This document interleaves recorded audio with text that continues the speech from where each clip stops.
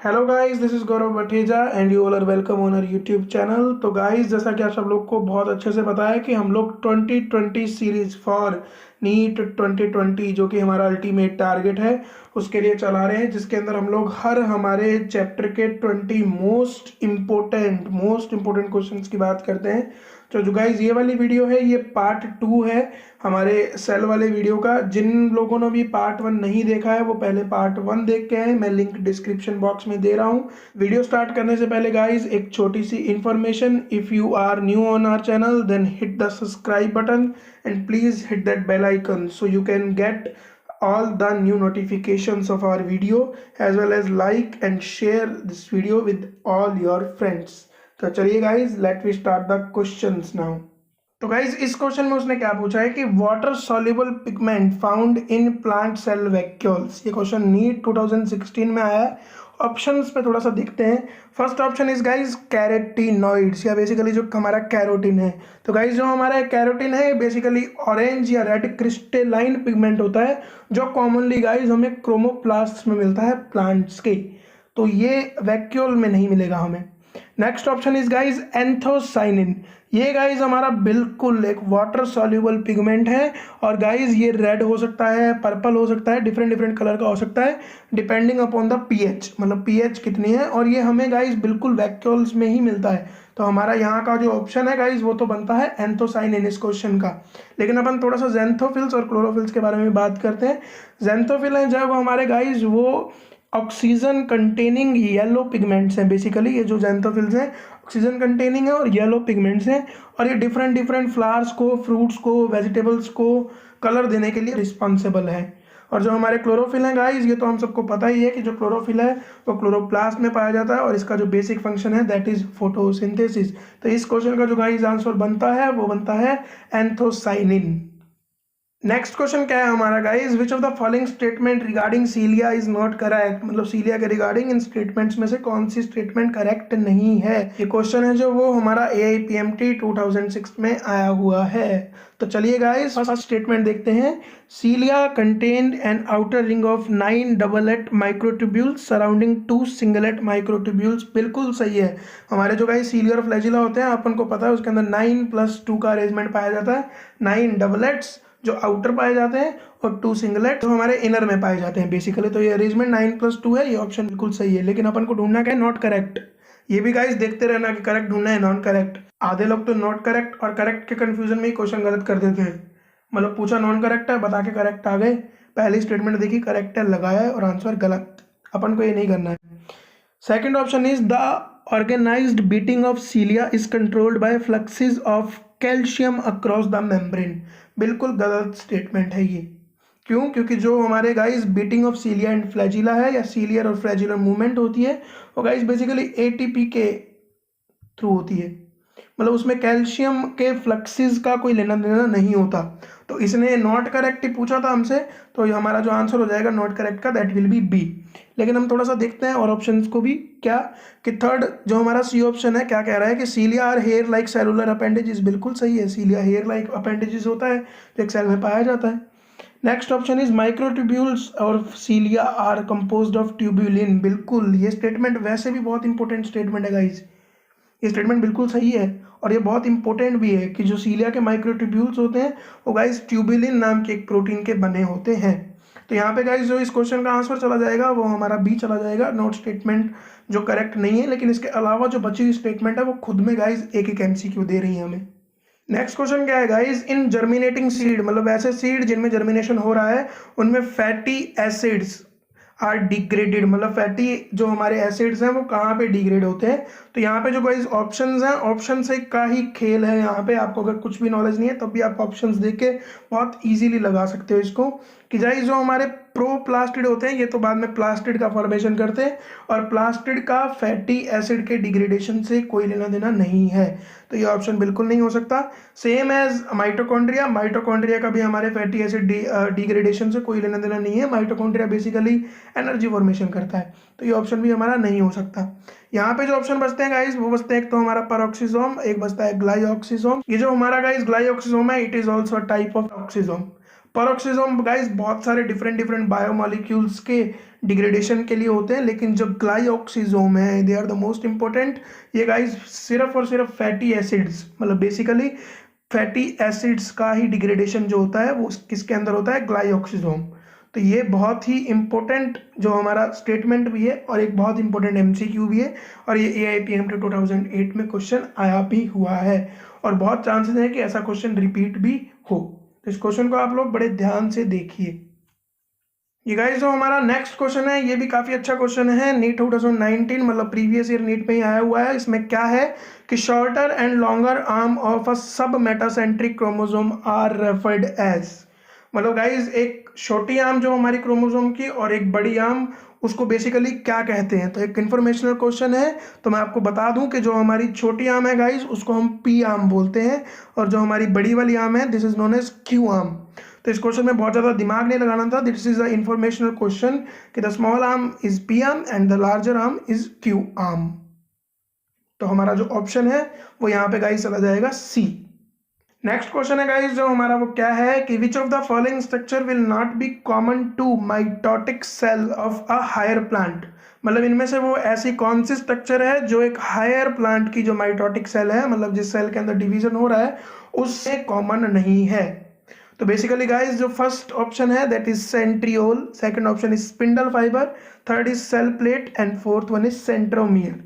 तो गाइस इस क्वेश्चन को देखते ही इसका आंसर अपन लगा सकते हैं कि जो हमारे सेंट्रियोल्स हैं, सेंट्रियोल्स गाइस हमारे बेसिकली पाए जाते हैं किसके अंदर, एनिमल सेल्स के अंदर। प्लांट सेल के अंदर गाइस सेंट्रियोल एब्सेंट होते हैं, उनके अंदर गाइस एक फ्रेगमोप्लास्ट जो स्ट्रक्चर होती है वो कुछ हेल्प करती है सेंट्रियोल जैसा फंक्शन करने में, लेकिन मेनली अपन को क्या याद रखना है कि जो हमारा सेंट्रियोल है वो प्लांट सेल के अंदर एब्सेंट है, इसीलिए गाइस वो माइटोटिक सेल में मिलेगा ही नहीं। बाकी सब स्ट्रक्चर गाइस प्लांट सेल के अंदर मिलती ही मिलती है। तो यहाँ का जो हमारा आंसर है वो चला जाएगा गाइस बहुत easily A. Next question is guys, ये हमारा जो क्वेश्चन है वो नीट 2018 में आया है। बेसिकली क्वेश्चन क्या कह रहा है, विच of the following is true for nucleolus. आप सबको पता है न्यूक्लियस में एक डेंस स्ट्रक्चर पाई जाती है जिसको अपन न्यूक्लियोलस बोलते हैं। क्या कह रहा है उसके ऑप्शंस में कि large nucleoli are present in dividing cells, नहीं गाइस ये बिल्कुल ही गलत ऑप्शन है। Second option is it is a membrane bound structure, तो गाइस ये तो एक रीजन है, एक डेंस रीजन है, इसके बाहर कोई मेम्ब्रेन नहीं होती, तो ये ऑप्शन भी बिल्कुल ही इनकरेक्ट है। Third option is it take part in spindle formation, ये तो गाइस सेंट्रियोल का काम है, इसमें न्यूक्लियोलस का कोई लेना देना नहीं है। Fourth option is it is a site for active ribosomal RNA synthesis, बिल्कुल सही, जो हमारी न्यूक्लियोलस है वो एक्टिव राइबोसोमल आरएनए सिंथेसिस में पार्ट लेती है, बिल्कुल करेक्ट है। वो गाइस न्यूक्लियोलस को राइबोसोम फैक्ट्री भी बोलते हैं क्योंकि वहां पे एक्टिव राइबोसोम्स हमारे बनते रहते हैं। So it is correct and it is also a very important question. तो चलिए guys now we will see our next question. क्या कह रहा है इस क्वेश्चन में वो कि which of the following structure is correctly matched with description, मतलब इन सब ऑप्शंस में से ऐसी कौन सा जो ऑप्शन है उसके अंदर जो स्ट्रक्चर उसने बताई वो उसके डिस्क्रिप्शन से करेक्ट मैच कर रही है। ये जो क्वेश्चन है वो एम्स 2009 में आया है और काफी अच्छा और काफी कंसेप्चुअल क्वेश्चन है। तो चलिए guys now we will see the options. First option क्या है guys, plasma membrane. Plasma membrane के लिए उसने क्या बोला है कि it is outer layer of cellulose chitin और एब्सेंट। तो जैसा गाइस हम सबको पता है कि प्लाज्मा मेम्ब्रेन कभी भी किसी भी सेल में एब्सेंट नहीं हो सकती है, it is a universal structure which is present in all the cells. As well as जो प्लाज्मा मेम्ब्रेन है वो हमारी सेल्यूलोज की भी नहीं बनी होती, काइटिन की नहीं बनी होती। सेल्यूलोज की तो सेल वॉल बनी होती है when we talk about plants, और काइटिन की भी सेल वॉल बनी होती है when we talk about fungi और फंगल सेल्स। तो ये गाइस जो ऑप्शन है वो सेल वॉल के लिए करेक्ट है, लेकिन यहाँ पे उसने ऑप्शन में बोला है प्लाज्मा मेम्ब्रेन, तो ये हमारा ऑप्शन इनकरेक्ट है, उसने करेक्टली मैच्ड पूछा है हमसे। Second option is guys mitochondria. Mitochondria के लिए उसने क्या बोला है, mitochondria is bacteria like element with inner membrane forming sacs containing chlorophyll found in plant cell and algae. जब गाइस मैं इस ऑप्शन को देखता हूं तो ये इसकी ये बात एकदम सही है कि जो माइटोकॉन्ड्रिया वो बैक्टीरिया लाइक एलिमेंट होता है, लेकिन उसकी इनर मेम्ब्रेन में ऐसे कोई सैक्स नहीं होते जिसके अंदर क्लोरोफिल प्रेजेंट हो। क्लोरोफिल गाइस क्लोरोप्लास्ट में प्रेजेंट होता है, ना कि माइटोकॉन्ड्रिया में। माइटोकॉन्ड्रिया की तो जो इनर मेम्ब्रेन होती है वो कुछ कॉइल बनाती है जिसको अपन बोलते हैं cristae, as we all know. तो ये ऑप्शन भी गाइस जो हमारा है वो गलत हो जाता है। Next option is chloroplast. Chloroplast के लिए उसने क्या बोला है कि bacteria like element with inner membrane highly coiled. जब मैं इस वाले ऑप्शन को देखता हूँ तब मेरे को थोड़ी सी माइटोकॉन्ड्रिया की याद आती है, क्योंकि जो माइटोकॉन्ड्रिया है that is a bacteria like element, और उसकी जो इनर मेम्ब्रेन होती है बहुत ज़्यादा कॉइल्ड होती है। मैंने भी पिछले ऑप्शन में भी आप लोग से बात करी थी इस बारे में। तो ये ऑप्शन भी यहाँ पे क्या हो जाता है, incorrect. Next option is Golgi apparatus. उसने क्या बोला है कि जो हमारे गोल्गी अपरेटस हैं they are basically stacks of flattened vesicle, which is correct. तो हमारा जो करेक्ट ऑप्शन है दैट इज डी। आप इस ऑप्शन को देखने के लिए थोड़ा सा गोल्गी अपरेटस के स्ट्रक्चर को देख सकते हैं, और मैंने पहले ही बोला था, दोबारा रिपीट कर रहा हूँ, ये बहुत ही अच्छा क्वेश्चन है। इस क्वेश्चन को अपन को बहुत अच्छे से डील करना है। तो चलिए guys, now we will see our next question. इस क्वेश्चन में वो क्या बोल रहा है, which one of the following is an organelle within organelle. ये क्वेश्चन गाइस बहुत इंपॉर्टेंट क्वेश्चन है, बहुत बार नीट में भी और एम्स में भी ये काफ़ी बार रिपीट हुआ है। बेसिकली लास्ट टाइम ये एम्स 2015 में भी आया हुआ है और काफ़ी अच्छा क्वेश्चन है। इस क्वेश्चन में उसने क्या बोला है कि ऐसा कौन सा एक ऑर्गेनल विद इन ऑर्गेनल वाली स्ट्रक्चर है। तो बेसिकली गाइस जो इसका आंसर बनता है हमें याद भी रखना है, दैट इज राइबोसोम। मैं आपको रीजन बता देता हूँ इसका बेसिकली, क्योंकि आपको पता है जो गाइस ये राइबोसोम होते हैं हमारे, ये एक यूकैरियोटिक सेल में भी पाए जाते हैं, एक प्रोकैरियोटिक सेल में भी पाए जाते हैं basically, as well as guys ये जो राइबोसोम है ये कुछ ऑर्गेनल्स जैसे कि माइटोकॉन्ड्रिया है या फिर हमारा क्लोरोप्लास्ट है उनके अंदर भी पाए जाते हैं। इस रीजन के कारण गाइस राइबोसोम को ऑर्गेनल विद इन ऑर्गेनल, मतलब एक ऐसा सेल ऑर्गेनल जो किसी दूसरे ऑर्गेनल के अंदर पाया जा रहा है, कहते हैं। वैसे गाइस मैं आपको थोड़ा सा नॉलेज इंप्रूव कर दूं कि और ये जो हमारा राइबोसोम है इसके ऑर्गेनल होने और ना होने पर भी बहुत ज़्यादा कन्फ्यूजन होती है।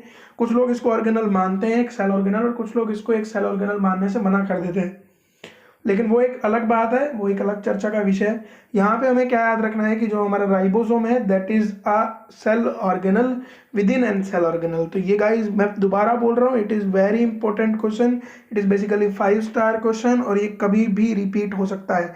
हो सकता है कि ये क्वेश्चन हमें हमारे नीट 2020 में देखने को मिल जाए।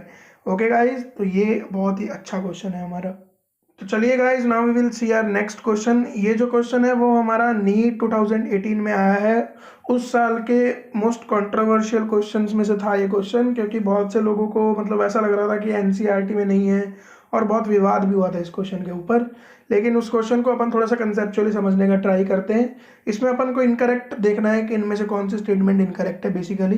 तो मैं पहले उन इजी स्टेटमेंट्स की बात कर लेता हूँ, इजी पॉइंट्स की बात कर लेता हूँ जो सबको पता है कि जो हमारे एलोसोम्स होते हैं they are basically sex chromosome. आप सबको पता है कि क्रोमोसोम दो टाइप के होते हैं, one is autosomes which is not sexual chromosome, and second one is allosomes which is sexual chromosomes. Second one जो सबको पता था वो क्या था कि जो हमारा सब मेटासेंट्रिक क्रोमोसोम होता है उसमें एल शेप होती है। सब मेटासेंट्रिक का मतलब क्या होता है गाइस, बेसिकली कि जो हमारा सेंट्रोमियर है वो सेंटर से थोड़ा सा दूर हो। अब जब वो सेंटर से थोड़ा सा दूर होता है तो एक जो क्रोमोसोम की आर्म है वो थोड़ी बड़ी हो जाती है और एक आर्म थोड़ी सी छोटी रह जाती है, तो it is kind of basically a L shape. तो ये ऑप्शन भी सबको पता था और बहुत इजी ऑप्शन था। The most confusing part was lamp brush chromosome and polytene chromosome. तो मैं आपको थोड़ा सा लैम्प ब्रश क्रोमोसोम के बारे में बता दूं। ये जो गाइस लैम्प ब्रश क्रोमोसोम होते हैं ये हमारे बेसिकली बाईवैलेंट क्रोमोसोम होते हैं और ये काफ़ी बड़े साइज के होते हैं, और ये जो हमारा मियोसिस है उसकी प्रोफेज फर्स्ट की डिप्लोटीन के अंदर मिलते हैं। जो लैम्प ब्रश क्रोमोसोम है ये oocytes में मिलते हैं, बहुत different organisms like insects, amphibian, इन सब के। तो ये ऑप्शन हमारा एकदम करेक्ट है कि जो लैम्प ब्रश हैं वो डिप्लोटीन में मिलते हैं and they are bivalent chromosome basically. हमारा ऑप्शन जो इनकरेक्ट है वो क्या है गाइस, पॉलीटीन क्रोमोसोम। ये इसने oocyte ऑफ एम्फीबियन बताया, ये बेसिकली लैम्प ब्रश का पॉइंट है। ये जो हमारे पॉलीटीन क्रोमोसोम है ये भी बहुत ही बड़े होते हैं साइज के अंदर। ये जो डीएनए के होमोलोगस पेयर होते हैं उनके रिपीटेशन से बनते हैं बेसिकली, और ये डिफरेंट इंसेक्ट्स की सेलाइवरी ग्लैंड्स में मिलते हैं, इसलिए इस क्रोमोसोम को अपन सेलाइवरी क्रोमोसोम भी मिलते हैं। कहीं अगर आपको कभी सेलाइवरी क्रोमोसोम आने वाले नीट में या कहीं भी देखने को मिल जाए तो कंफ्यूज मत होना, salivary chromosome is polytene chromosome.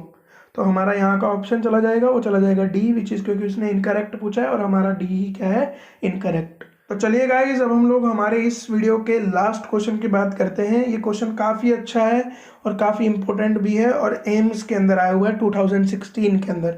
क्या कह रहा है इस क्वेश्चन के अंदर कि which one of the following is correct for transmembrane proteins, मतलब जो हमारी प्लाज्मा मेम्ब्रेन के अंदर जो हमारे ट्रांस मेम्ब्रेन प्रोटीन्स पाए जाते हैं उनके लिए बेसिकली कौन सी स्टेटमेंट करेक्ट है। तो पहला ऑप्शन है they are absent in animal cells, second option is they act as channel protein, third option आप सबके सामने है कि they are absent in plant cell, और फोर्थ ऑप्शन क्या है कि they are only externally located. तो मैं आपको गाइज यहाँ पे आपको ऑप्शंस देखते ही बहुत सारी चीज़ें एकदम क्लियर हो जाएंगी कि मैंने आपको बहुत बार इस वीडियो में भी बताया और आप सबको पता भी है कि जो हमारी प्लाज्मा मेम्ब्रेन है ये हर सेल के अंदर प्रेजेंट होगी। अब जब ये प्लाज्मा मेम्ब्रेन हर सेल के अंदर प्रेजेंट होती है तो ये दोनों पॉइंट्स तो एकदम सही हो ही नहीं सकते कि वो किसी की सेल के अंदर एब्सेंट होंगे। They are present in both animal cell as well as plant cells. Second option जो यहाँ पे हमारा guys they act as channel protein, बिल्कुल ये स्टेटमेंट अपने आप में बहुत इंपॉर्टेंट है कि जो हमारे ट्रांस मेम्ब्रेन प्रोटीन होते हैं वो बेसिकली चैनल प्रोटीन्स की तरह बिहेव करते हैं, मतलब ट्रांसफर को हेल्प करते हैं डिफरेंट डिफरेंट मटेरियल्स का। डी ऑप्शन जो यहाँ पे है कि they are only externally located, जब मैंने पहले ही बोल दिया कि वो ट्रांस मेम्ब्रेन है मतलब मेम्ब्रेन के अंदर प्रेजेंट है बेसिकली, तो वो एक्सटर्नली तो प्रेजेंट हो ही नहीं सकते, तो ये ऑप्शन भी गाइस क्या हो जाता है, गलत।